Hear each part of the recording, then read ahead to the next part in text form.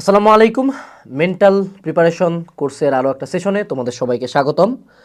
খুবই গুরুত্বপূর্ণ একটা বিষয় নিয়ে কথা বলবো, যে বিষয়টা হয়তো বা অনেক সময়ে অনেক ক্ষেত্রে আনচেঞ্জ থাকে, অনেক ক্ষেত্রে আননোটিস থাকে। সেটা হলো social media and phone addiction. Phone addiction বলতে আমি আলাদা করে সোশ্যাল মিডিয়া অ্যাডিকশনকে বুঝাবো না, বা সোশ্যাল মিডিয়া অ্যাডিকশনকে বলতে আমি ফোনকে বুঝাবো না। দুইটা সেম জিনিস, সেম শিট। সো এটাকে আমরা সোশ্যাল মিডিয়া অ্যাডিকশনে টোটালে ফেলাই দিতে পারি, ঠিক আছে? কারণ তুমি ফোন চালাইলে 99.99% টাইম সোশ্যাল মিডিয়ায় চালাচ্ছ।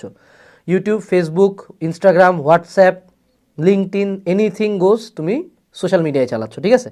তো এখন কথা হলো সোশ্যাল মিডিয়া অ্যাডিকশন কতটুকু খারাপ, সোশ্যাল মিডিয়া অ্যাডিকশন থেকে বের হবো কেমনে, আসলে সোশ্যাল মিডিয়া ছাড়াও চলা যাবে না, কীভাবে ইউজ করা উচিত, সব কিছু নিয়ে আজকের এখানে একটা জেনারেলাইজড অনেক বড় আলোচনা হবে। আমি আশা করব তোমরা পুরো টাইমটা জুড়ে থাকবা।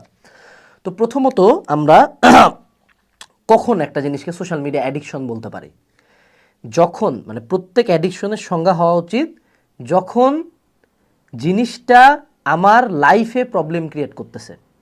অর্থাৎ আমি রিয়েল লাইফে কোথাও যাইতে পারতেছি না, আমি সারাদিন বাসায় বসে আছি, আমার অনলাইনে